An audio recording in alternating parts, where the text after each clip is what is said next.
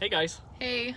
I just wanted to make another quick video because we've gone through some of our dreams, and there are some of them that we feel is important to share. And some of these, I know he gives us dreams that are meant for us, and then he also gives us dreams that aren't necessarily meant for us but are meant for the body. Yeah. And so, we wanted to just share it with you guys, and kind of with the times that we're in. I mean, it could potentially make sense, but again, this is just something we wanted to share really quick. So it is a dream I had. This was November 20th of 2018, and I had a dream that it was about the stock market, and it had dropped over 8,000 points. And I remember looking on my phone, and I was showing her. I was telling her, "Oh my gosh, look at the stock market." And it kept changing here and there, but the 8,000 points was the biggest drop that I'd ever seen. So it might fluctuate around there? It may. So, Something. it could drop 6,000 and then dip down more and come back up. I don't know. But Yeah. I just remember that, seeing it drop, because I've never, ever seen it drop that much. Yeah, and at the time, we felt led because we have family that has money in the stock market. So this wasn't a dream for us because we don't have no money in the stock market. We don't have nothing. But our family does. Our family does.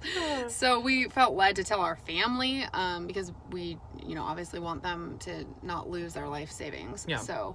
And they felt led. Yeah, and they felt led to take it out at that time. So yeah. We felt like that was good for our family. But we wanted to let you guys know, in case you have money in the stock market or your family or whatnot, it might be something to think about in the near future. And I feel like this was 2 years ago, so it's it's been a while, but I feel like God gives us ample warning to protect us. Mm-hmm. It gives you time. It gives our family time to get it out of the market. It gives us time to prepare, things like that. So, yeah. So although it's taken a while for this dream to actually come true, I don't know what's going to make it drop. Yeah. Well, and right now is the highest the stock market's ever been. I know. So that's why it's deceptive. That's all in the headlines. It's never been this high, reached Right. 30,000 or whatever Right. it was. This has just never happened. I can't believe it. So, I don't know.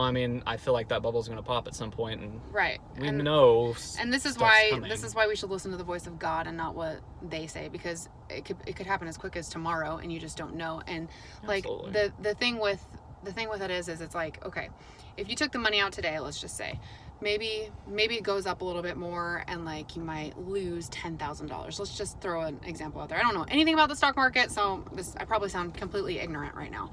But maybe you just lose $10,000 because you took it out today and you didn't keep it in there for another couple months or something. Yeah. So what's the better option? Losing that $10,000, taking it out today, or losing $200,000 because the market crashes tomorrow and you didn't do it? Mm-hmm. So that's kind of where we are at with it, and right. And our family, it's our family, they could have left it in longer, but mm-hmm. And don't want to put fear in any of you at all. No, by any means. This isn't something. This is just something that we had come to us, so we just wanted to put it out there. This is what God has showed us, right. And I was just going to share some scriptures, because it's kind of, God kept showing us over the last couple of years, over and over, the story of Joseph, for multiple mm-hmm. reasons, over and over and over, different reasons, the story of Joseph. And it just stuck out with this market dream. Genesis 41. You can read the whole chapter. I'm just going to kind of read a few verses here, but starting around verse 25. Then Joseph said to Pharaoh, "The dreams of Pharaoh are one and the same. God has revealed to Pharaoh what he is about to do. He's revealed what he's about to do. The 7 good cows are 7 good years, blah, blah, blah, and then 7 bad." So he's talking about storing up, 7 years, and then you'll have enough food for the famine that comes in another 7 years. So it's a warning, basically, mm-hmm. for a time of trial. Mm-hmm. Verse 28, "It is just as I said to Pharaoh. God has shown Pharaoh what he is about to do. 7 years of great abundance are coming throughout the land of Egypt," what I just said, but 7 years of famine will follow them. "Then all the abundance in Egypt will be forgotten, and the famine will ravage the land. The abundance in the land will not be remembered, because the famine that follows it will be so severe."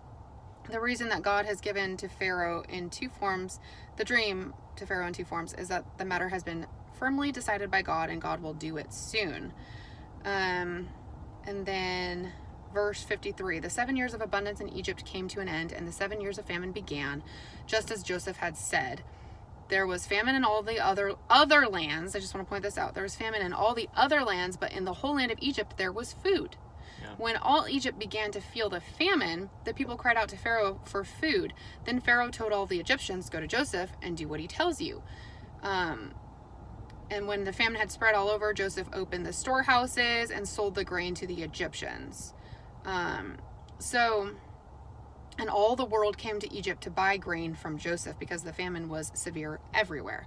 So what does that tell you? When God warns you, like in this case, to take money out of the market, what is that doing? It's creating some kind of storehouse for you for when it does crash. Like you won't lose everything. Right. The famine will be, how did he word it? The famine will be, jumping back to verse 36, it says, "This food should be held in reserve for the country to be used during the 7 years of famine that will come upon Egypt, so that the country may not be ruined by the famine." So it's not that they won't experience a famine and there won't be hard times, but they won't be ruined. Correct. So it's not like you won't lose something. Money, but it won't take your life savings. It won't take your life savings if you listen to the Spirit of God and you prepare. Right. So it's not that life is going to be perfect and fabulous. There's still going to be famines. I mean, it's just like life. I mean, there's still going to be trials. So we just feel like God's like leading us to just put a warning out there. So if you do have any money in the stock market, to be advised to withdraw that at some point soon. Of course, go to Him on that, because that's your decision. Absolutely. Between you and God. Right. Don't just listen to us. Don't just say, "Oh, Kristin and Corey said." Yeah, but really, but to us, it's like it's better for you to take something out and have something during a famine, during a stock market crash, than to have nothing at all. Right. Exactly. And God has also been speaking to us about how during that time of famine, Joseph was still blessed. Even though there was a famine and there was suffering, they still had food. It might not have been an abundance of food, but they had something. Still had it. Right. They didn't have nothing. It says in the scriptures, it said all the other lands had nothing. They had to come to Egypt to get sustenance. So what does that tell you? Like, God wants us to be taken care of. He wants to bless us through food, through, whatever means He's trying to warn us about, and just to be aware. And absolutely. So so take this to God, take it in prayer, and see exactly what He wants you to do. So we love you guys. Have a good day. Bye, guys.